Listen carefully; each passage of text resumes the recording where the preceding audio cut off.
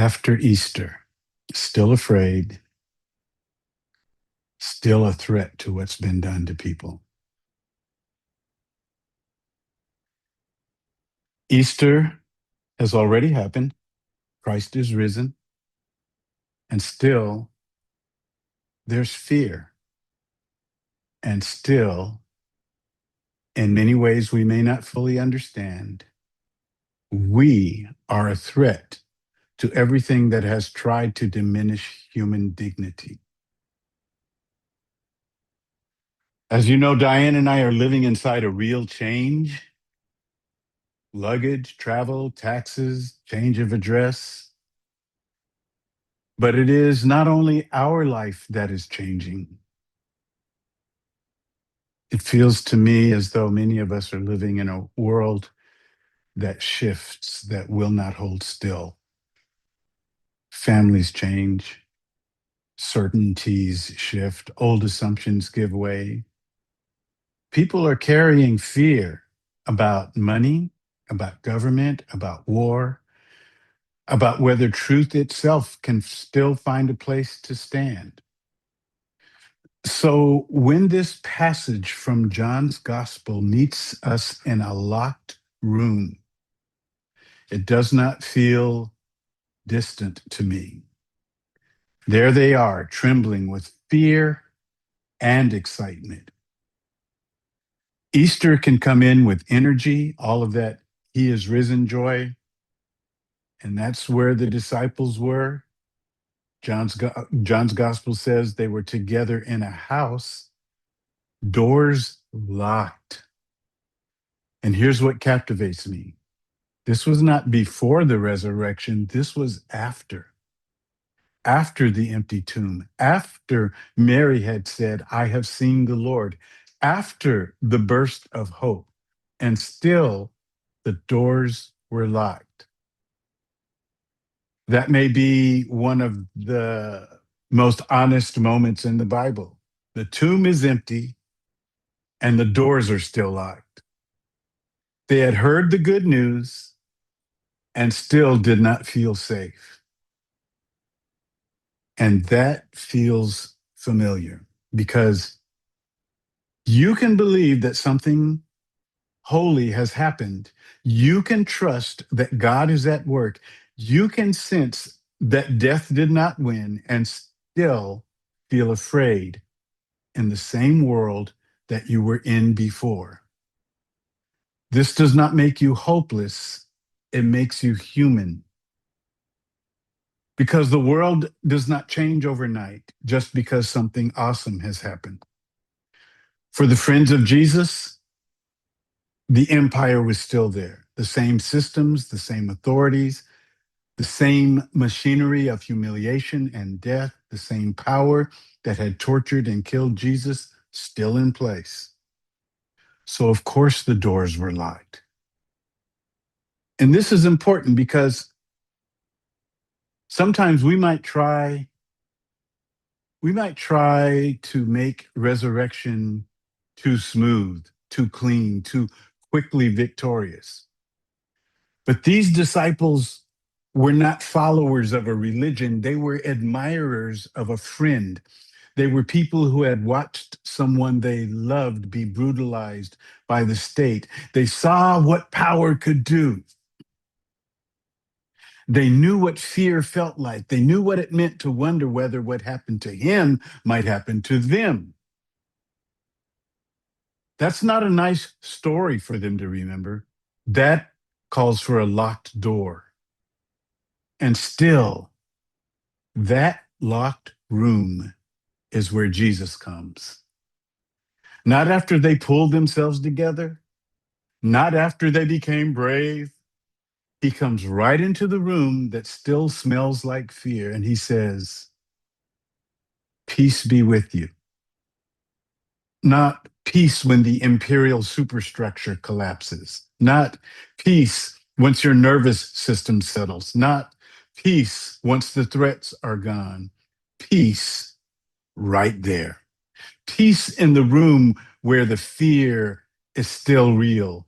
And he shows them his hands and his side, He does not come back hiding wounds.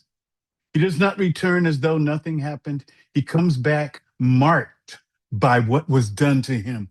And this matters because the peace he brings is not the peace of forgetting. It is not the peace of pretending the wound was not a wound. It is not the peace of asking violated people to quiet down so everyone else can move on. No, he shows them the wounds as if to say what was done was real. Do not rush past it. Do not call it small. Do not make peace by erasing the evidence. And then, almost in the same breath, he says, as the Father has sent me, so I send you. Which might be hard because it would be easier if he had said, rest for a while, take your time, wait until you feel ready. But he does not. Peace and sending at the same time. And then he breathes on them. How about that? Breath, spirit, life. Jesus does not only speak peace, he breathes peace, which is to say, the peace that he gives is not just a calming word. It is not a slogan. It is not denial. It is something alive, something breathed, something that enters frightened people and gives them a different way to stand inside the same hard world. And then comes the part we often soften because it unsettled us. Jesus says, and hear this, if you forgive anyone's sins, they are forgiven. If you do not forgive them, they are not forgiven. And that is enormous because that is authority. Not only the authority to bless, not only the authority to comfort, but the authority to discern, the authority to tell the truth, the authority not to rush forgiveness where truth has not been told, where repair has not been sought, where harm is still being denied, where the wounded are still being asked to bear more than they should bear. There are people in this world who know exactly why forgiveness cannot be rushed. Survivors of sexual violence know it. People whose children were taken by war know it. Families whose daughters were beaten, imprisoned, or killed by regimes that fear their freedom know it. Communities whose land, as Kenichi was saying earlier, communities whose land was stolen, we know it. The violated often understand that there's something that the comfortable would rather not face, that forgiveness without truth can become another injury. And maybe that is part of what this passage entrusts to people of Jesus. Not cheap grace, not pressured reconciliation, not a religious performance where the wounded are asked to make everybody else feel better, but moral seriousness. The authority to say, no, what happened, past times, what happened matters. No, we will not bless denial. No, we will not call it healed when it has not been healed. No, we will not confuse being spiritual with being available for further harm. There are some wrongs that cannot be met honestly with immediate forgiveness. Some wounds require truth first. Some harms require protection first. Some histories require reckoning first. And to withhold forgiveness in such moments is not always a failure of grace. Sometimes it is exactly what keeps grace from becoming an accomplice to injustice.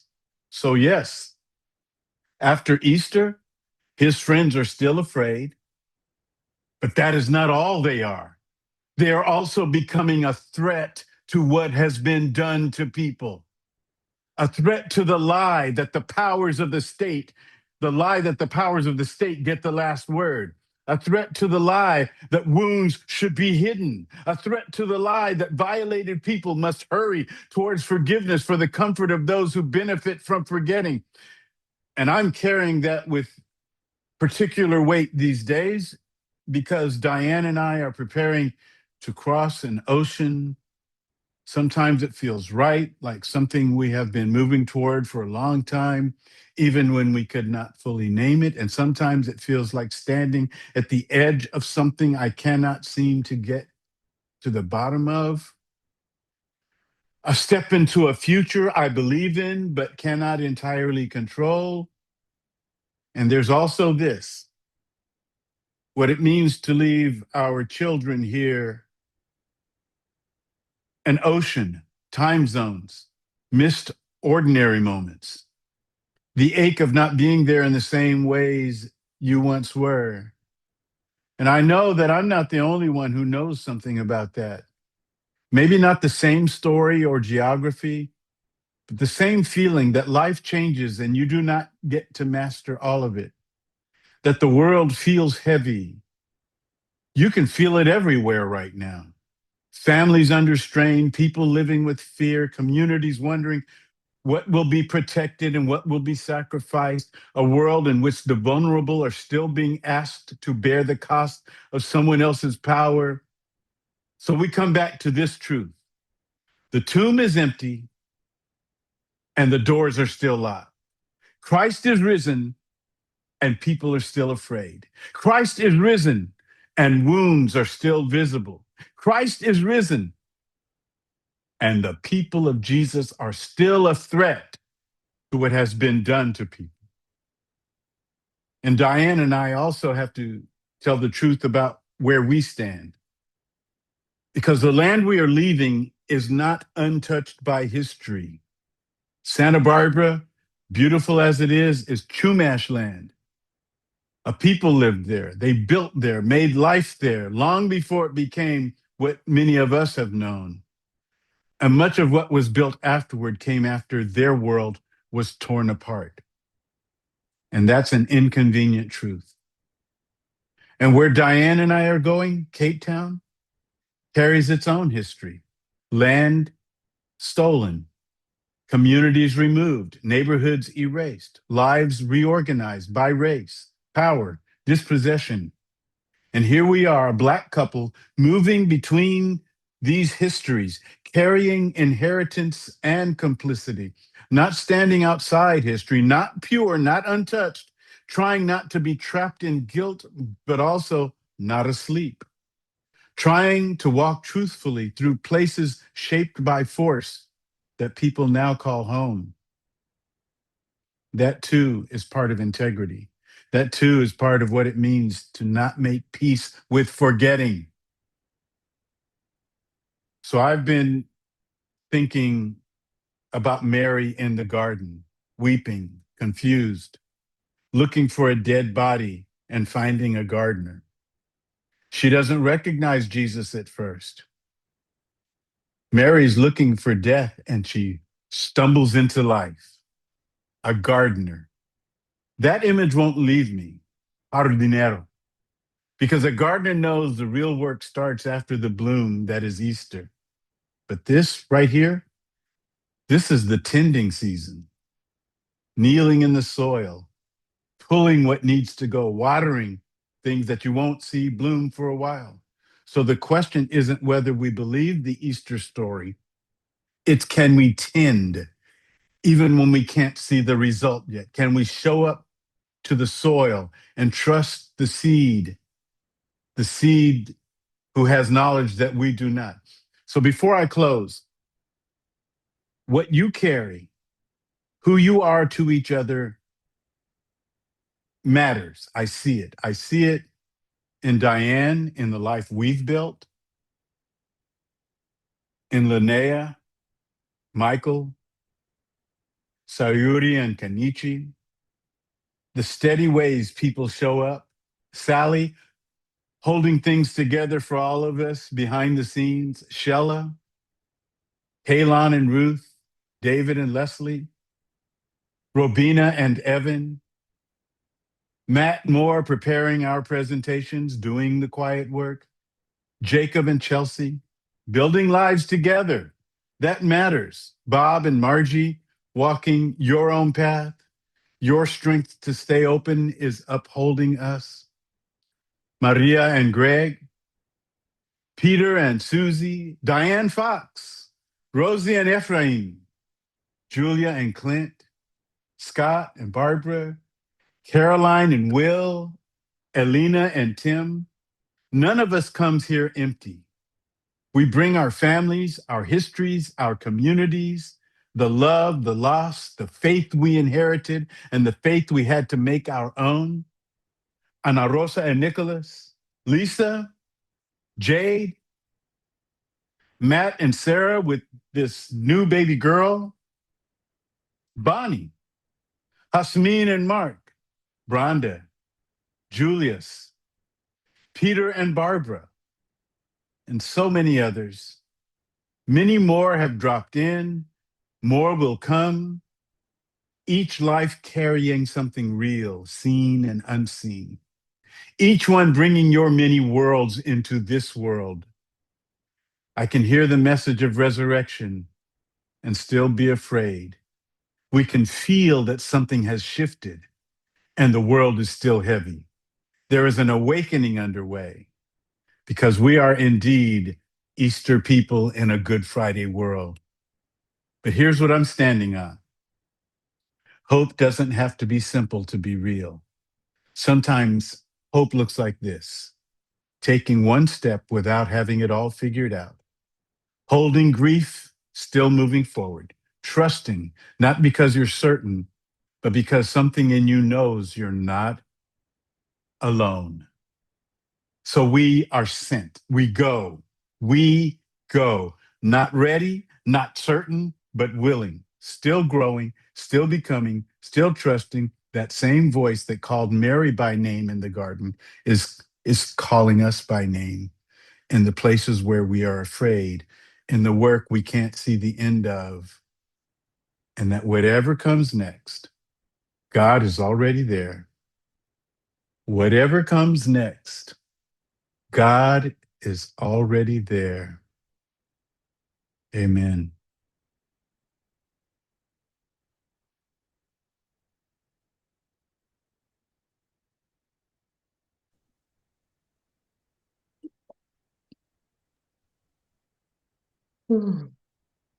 Beautiful. Whatever comes next, God is already there. Thank you for that. Yes.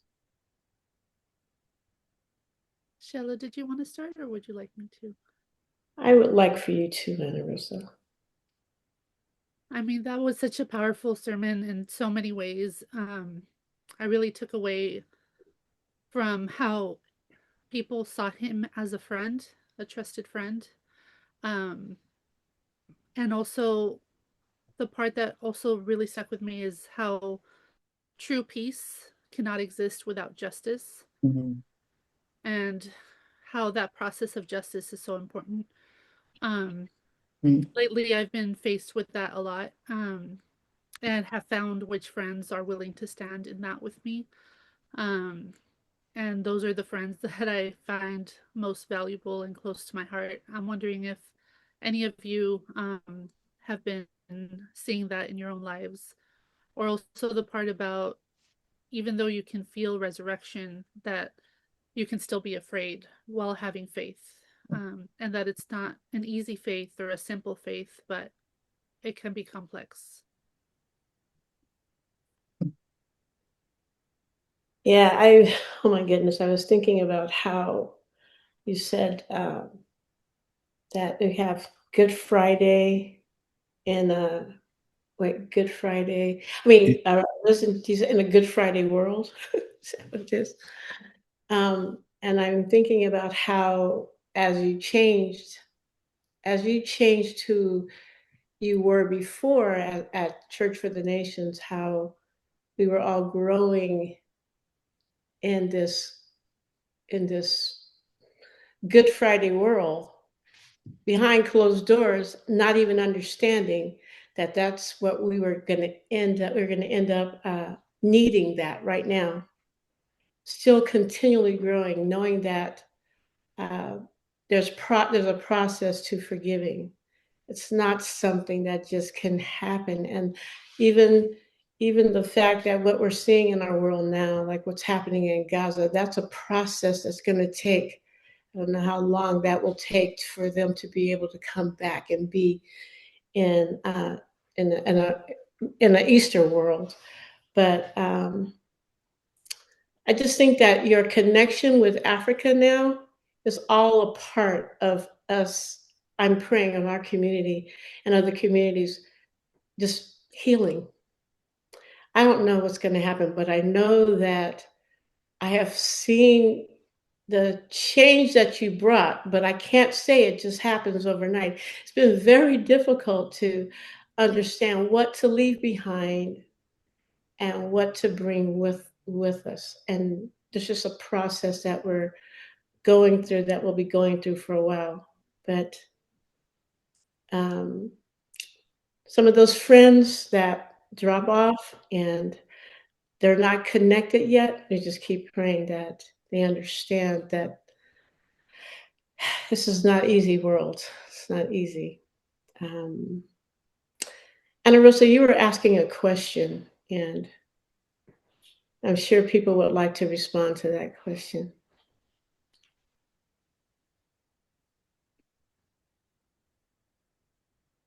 Looking for hands. Everyone seems deep in thought.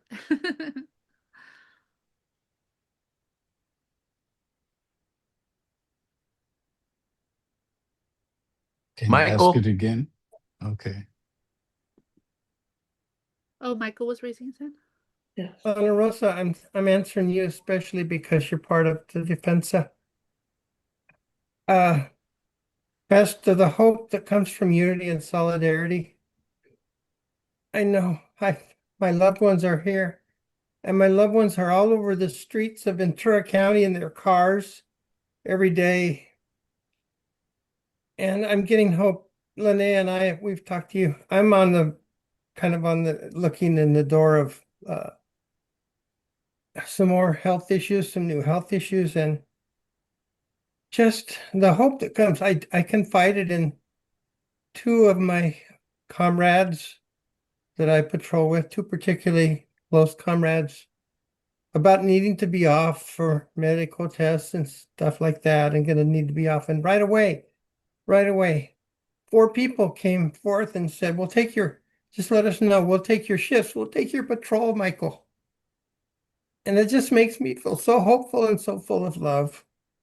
And Ana Rosa, you know about that. You know how the Defensa family is too. Yeah, that's all. Yeah, everyone really cares about each other, and if anyone has to step out for any reason, whether it be medical or otherwise, there's that love and willingness to just fill in the gap. There's no judgment or anything. It's just love, and let's continue to protect our community. And that's been really beautiful and powerful to see and be part of. Thank you for that. And thank you for all the hours and days that you've put into that work patrolling, Michael. It doesn't go unseen. And my wife right there beside me. Thank you. Yes. Thank you, Linnea. Thank you, Linnea. She's a blessing. We bless each other in our solidarity, don't we? Mm. Yes. I think it's how we live out our faith.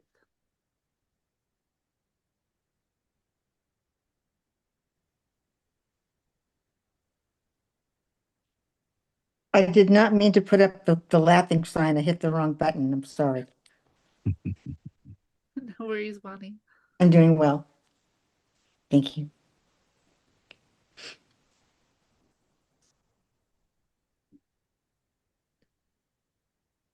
I'm happy that you considered Easter people. We're Easter people. Mhm. That is honestly, whenever I hear this community or think of this community, you're definitely Easter people. Yes. Julie and Clint? Hey, Pastor Moore, thank you. I have been from the beginning, from the song that you've something about that song that made me remember falling into the hole, falling into, there was a hole in my soul, okay? And I love how you said, you know, there's a saying that faith and fear cannot exist in the same house. That's not true. You know, it's, I love how you said you can have faith, you can see a miracle, you can know that God is at work in your life. That doesn't take away the fear, not even a little bit. You know what I mean? Not even a little bit. How many times I thought of while you were sharing, not just about me coming here to Cali and meeting you and meeting Clint. I'm talking about what came before that. Talking about, you know, the bottom. I'm talking about, you know, the day when it was March 19th, 2019. When I woke up that morning, I wanted to die. I could not cope with anything. I couldn't fathom another day on this planet. I didn't know how. I didn't know how. And I surrendered on that day to the, you know, like I always believed, but I was hopeless, hopeless. And you know, it was that little tiny bit of faith that said, there, please help me. There is someone, something that can help me. I don't know how. I don't know even how I'm going to be helped. But just keep going, Julia. One foot in front of the other, even if it's 15 minutes at a time. Just keep going. Keep going. And if you keep going, you know, in the beginning, you also said, why is there nothing stays still? You know, well, because it's that thing that life is like a river. You know what I'm saying? It's always flowing. Change is the only constant. And we want to hold on. We want to drop anchor so bad. You know what I mean? I remember saying that to Miss Diane. It feels like someone took the anchor and cut it, you know, leaving you floating out there and you don't know where you're going to go, you know? So to come to a place where you are in that hole and you look up and you say, please help me out of this. And you're willing to, even if you don't know where you're going, you just keep going because you're not by yourself. How about that? The only reason that I was able to continue 15 minutes at a time is because I was not alone. Over and over, you are not alone, Julia, you know? So you're not alone, guys. None of us are, right? Mhm. Love you, Julia. Love you, Athena. Love you. Beautiful. Love you guys. Peter? Can you hear me? Yes. I want to tell you how I received this word of this complex truth of fear and uncertainty is still present even when we've felt the shift and we know it's real and we're confident in it. But I receive it as a major effective attack against our religious hypocrisy. Because if we have the simple faith that everything is black and white and Jesus risen, you know, every day with Jesus is sweeter than the day before. And everything's fine now and there's nothing to worry about anymore. And then we still feel we're not healed yet. We're broken. We're afraid. As David said, the world empire is still crushing us. It's holding us back. And yet we have this dissonance. We know the resurrection has happened. We're not feeling it yet. What's wrong with us? What's wrong with me? And we get compelled to act hypocritical and pretend that everything's okay. because it's supposed to be okay. We believe it's Mm. okay. We've heard a testimony. Some people are saying it's okay for them. I guess I better just pretend. If I want to stay in this fellowship, if I want to hang out with these sweet folks here, I got to pretend that it's okay for me. But if David's complex truth that yes, you can still feel inadequate, incomplete, broken, even after the resurrection, and you may need to lock your door out of fear. If that's true, then that's an attack against that hypocrisy. We do not need to be hypocritical. We do not need to maintain that plastic Christian smile. Don't need it anymore. Trash it, burn it up. I can say, I feel like shit today. Jesus is risen. And I can say both, and there is no dissonance because both of those things are real for me. I have been enjoying the move of the Spirit against hypocrisy for some time now, step by step, breaking down all the strong. Jesus was a great enemy against hypocrisy. He just blasted it every chance he got, you know. And so I've been picking up on that message from Jesus, and I've been in the battle against hypocrisy. And today is a major offensive of victory in that battle. Thank you, David. Peter, that was great. Bonnie? I just want to say, when people ask how I am and I say fine, or whatever, I don't go into any detail. It's not because I'm it's not that everything's fine, but it's good where I'm at, physically and emotionally. I know to stay home or read or whatever, just get my mind off of what's really happening. And because there's not a lot I can do about what's going on.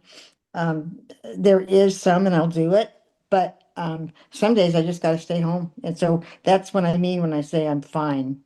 I just kind of take care of myself. That's what I mean. Thank you. Thank you, Bunny. I had to chime in on something. Peter, man, God bless you, bro. I love that. You know what? Authenticity. You know what? We have been conditioned to have a very good one-word answer. Even at a psychologist, they put a bunch of pictures up on the wall of different faces. How do you feel? Point at one. Guess what? That's not how I feel. I am a human being and I have eyes, ears, and I'm sorry if I could be totally happy, but if I smell a funky smell, it doesn't change the fact that that's a foul smell and I'm even happy. But there's multiple things taking place at one time. I can totally love the Pope right now, and I am not a Catholic. I can totally say, hey, you know what? I feel right about religion. In real religion, the head of the church is actually doing what he's supposed to, speaking up for the disinherited. You know what? I'm proud of the church right now. I feel like the church and they go to a Muslim. He goes right to a Muslim place, takes off his shoes, and shows the respect that's due to every human being on this planet. Right on. That is what I'm talking about. I'm a huge fan of that right now. This is what we need. And so while that's going on, you know what? Doesn't mean it doesn't piss me off to watch some stupidity. When J.D. Vance is trying to tell the Pope how to talk about God. Shut your mouth, dude. Please humble yourself. Get some Kendrick Lamar in your life and stay humble. For the love of God, they're not like us. Listen to some Kendrick. He is speaking the truth, and it's okay.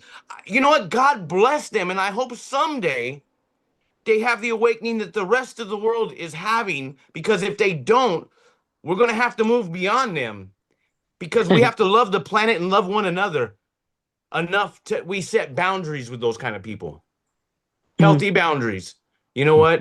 I love you from a distance. I love you from a distance.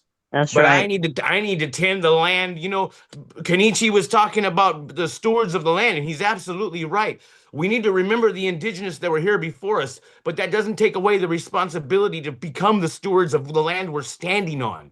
Mhm. Okay? Sometimes in observing that shit, We totally forget that it's not a movie. We live this, and we have to Keep it stand real. because we are now the stewards of this land. And we honor the Shumash, who were the original stewards before we came and colonized it. But now that we're here, Amen. we need to go ahead and own it and go out, like Pastor Moore says, and garden ourselves. And we've been doing that. So we're trying to be good stewards.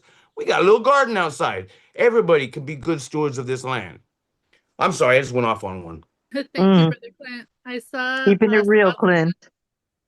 Scott, do you still want to speak? Yeah. Forgive me, this might be random thoughts, but I know this isn't the end, David. You're just going to be 9 hours ahead of us, and I don't know how many thousands of miles away. But I've only been to Africa once. It's like 2 weeks, and I was working for the Catholic Church, a Catholic order. And if you know, by Clint, I'm glad to hear you like the popes. It's been a long time since I've liked the Pope this much too. But I so the Catholic Mass is the same all over the world. Maybe different languages, but you could walk into any church in any Catholic church in any country, and you'll know what's going on. And it was interesting because I went to a mass. Problem with Nigeria, a lot of stuff doesn't get built. It gets half built. So I was in a half built church, which suddenly filled up with a couple of thousand people. And I remember he was the leader of the Vincentian order in Nigeria. His name was Michael. I saw him lead mass and dance down the aisles. And it was a different world. And for the first time, the Catholic Church felt alive to me. It was fascinating to see that, and the way, because I was the only white face in the entire 2,000 people, which is a switch. So I don't know much about South Africa, only some of its history. I don't really know its people, and I apologize for that. But I did want to say, I've spent time talking about two different unusual people. One was Steve Kelly. If you remember, he's a Jesuit priest who spent almost 12 years in prison, fighting for peace, really, So he's someone I look up to. Well, David, you're the other guy, because I've never met anybody like you. And God knows we come from different worlds. And I could tell you stories when I was a cop, a white cop on a white unit, and ended up in Newark. You probably know what Newark is like or have heard about it. Anyway, just wanted you to know that. Very unusual. And maybe I see it in your Substack, which is also amazing too. But so I'm just grateful for you. Right. Yeah, Thank it's a you, trip to Scott. go to. Yeah, thank you, Scott. It's a trip to go to Catholic Mass in other countries because it's not like it is here in the United States. I went to Catholic Mass in Salvador, Bahia, Brazil, and people were sambaing during the Mass, and I felt the same, like Christ is so alive.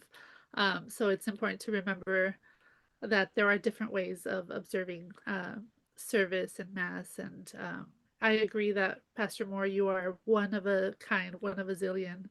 And I'm so excited that we get to continue to be in fellowship with you on Sundays, even as you are 9 hours ahead of us.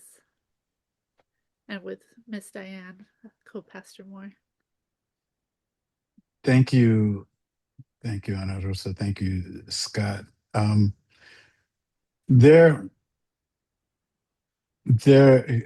do hope, and we have one more Sunday here from San Diego, but I'm not sure if it will be the first Sunday that we do this in South Africa. But I have a sermon prepared that I don't exactly feel comfortable sharing from the States, within the States. And I need a little distance. So keep me in your prayers, all right?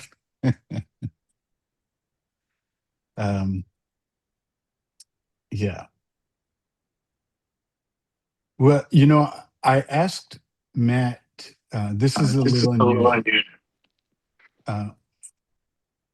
I before Matt Lowe comes on, I asked my son Matt to cue this song. I think what Julia was sharing, she cited both of our opening songs and how she recognized how they go together.